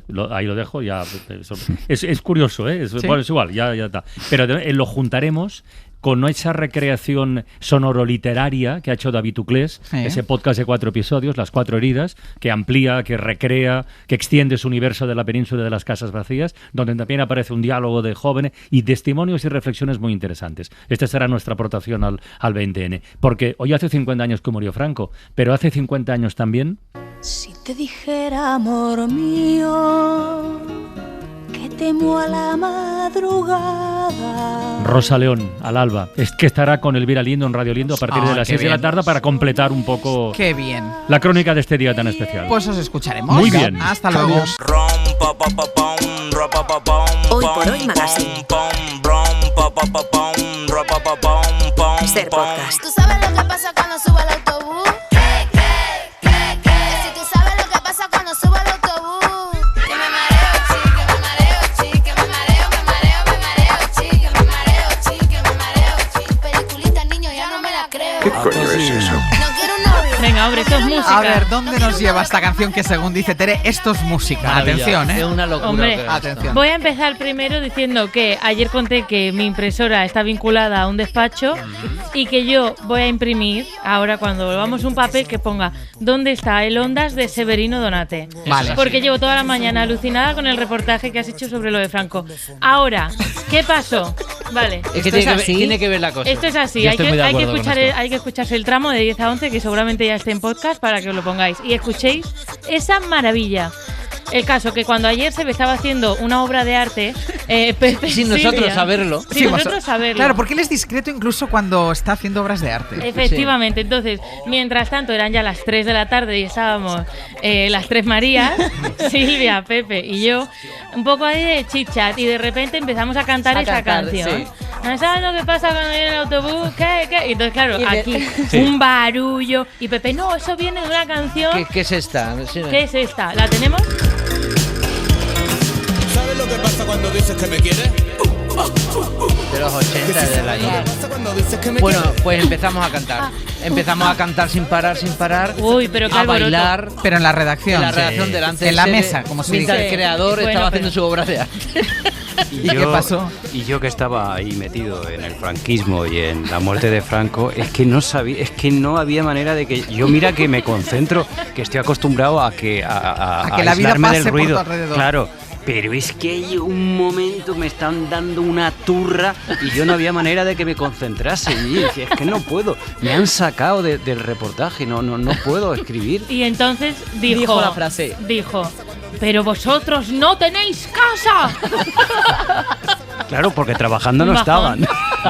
Enfadar a Severino Donate es una cosa que yo no he visto en 20 años de carrera. No lo dije tan así. Lo dije. Pero te pusiste serio. Te pusiste serio. Y luego te reíste, porque somos tus angelitos de la ¿Cuál guarda. fue vuestra respuesta Porque se nos a quedó esa pregunta? Seguir cantando. Un silencio porque no estamos acostumbrados a que se ve regaño. No, yo me fui. Yo me fui a mi casa. Se fue a su casa. Yo me fui a mi casa. Porque yo estaba escribiendo en la pizarra y cuando escuché la frase hice así, digo, pues es verdad, sí, tengo Severino casa. Donate, me voy a mi casa. Severino Me ha dado una lástima hoy porque estáis yo concentrado delante del ordenador y yo diciendo, ay, madre mía, la que hemos liado. La que hemos liado porque me dio una pena. Claro. ¿Tú sabes lo que pasa cuando cojo el autobús? Fuiste así. ¿Sabes lo que pasa cuando cojo el autobús? Y bailando y todo, ¿eh? No, ayer es que nos recreamos. Es verdad que ya eran las 3, estábamos un poco descansando. Después de un duro día de trabajo. Sí, como pero todos, hay no que todos, decir, como como todos, que son todos días los duros de trabajo. No, no como todos los compañeros, todos los días. Sí, es verdad. Pero a los Entonces, 5 pues, 5 segundos os pedí perdón, os vi las caras así. Encima, se puso o sea, andar. se ponen a bailotear perdón? a tu No lado, sé, no te porque- dejan trabajar y encima les pides perdón. Yo esta mañana he Se ve, sospechado que tienes el el cielo reportaje ganado. era más largo, porque al final hace una cosa. Encima. Yo creo que ahí donde no. Allí dijo, Ahí paró. el que tengo casa soy yo. No y era me el piro. final, no era el final. Es que ya no sabía más que. A mí me hubiera encantado que a los 5 minutos se levanta y se pone, ¿sabes lo que pasa cuando Estamos preguntando, ¿qué es lo que pasa cuando subo al autobús? Desde aquí, desde mi casa, Hoy por veo hoy. la playa vacía. Ya lo estaba hace unos días, ahora está llena de lluvia y tú ahí sigues sin paraguas, sin tu ropa, paseando como una tarde de julio, pero con frío y tronando. Se puede saber qué esperas, que te mire y que te seque, que te vea y que me quede, tomando la luna juntos, la luna tú y yo expectantes. Es que no me puede gustar más esta canción. Es que han sacado nueva versión, que es esta, porque cumple 20 años hoy el 20 videoclip años. de Turnedo. Y No esta es la nueva 50, versión. no 50, ¿ves? Amaro Ferreiro y Iván Ferreiro. Me encanta esta canción, de las que más me A mí gusta de la también. vida. Que pienso en abrazarte, porque pienso en ir contigo. El doctor me recomienda que no me quite mi abrigo, que no esté ya más contigo. Y yo no puedo negarme, pues el tipo soy yo mismo. Estudié. Vamos con el último compás, Último Ana. compás, esta ha sido la parte luminosa y es además hoy el último compás de un último compás. Ah. El de hace 50 años de Franco. Hoy hemos aprovechado para pensar en los jóvenes, en cómo sigue provocando eco en 2025 su figura, la dictadura, y hemos estado con José Antonio Martínez Soler y Eric Martínez Wesley, que son autores de Franco para jóvenes, y con dos profesores, uno de secundaria, Alcides González, y otro universitario, Gutmaro Gómez Bravo. Hemos intentado llenar los vacíos y para entender nos ha quedado claro que hay que hablar en casa y en clase. Me decía mi hijo, papá, es que yo nunca he estudiado en la dictadura y vosotros en casa ni mamá ni tú me habéis contado nada. De mi secuestro, por ejemplo, por guardias civiles de franquistas, no hablábamos, decíamos lo que pasó en las matas. Con mucha frecuencia nos encontramos con situaciones en las que los alumnos, las alumnas, te dicen cosas aberrantes y tan absurdas como que gracias a Franco las mujeres pueden votar. Y claro, ante estas circunstancias, ante estas proclamas, pues es muy difícil debatir. El tema político, la política como algo malo, peligroso, yo creo que es la gran herencia del franquismo, ¿no? También la política miedo, como el miedo. la política como problema. O sea, sin calificativos, yo puedo decir, más de 30.000 bebés robados, más de 50.000 fusilados en tiempos de paz, la cruz más grande del mundo hecha con mano de obra esclava. Ya está, si tú defiendes eso, bueno, pues allá tú con cómo quieres plantearte tú ante la vida. Pues mañana más, volvemos a partir de las 6, les esperamos. Pongan el despertador y dejad trabajar a Sere, por favor. Por favor, Venga. por favor.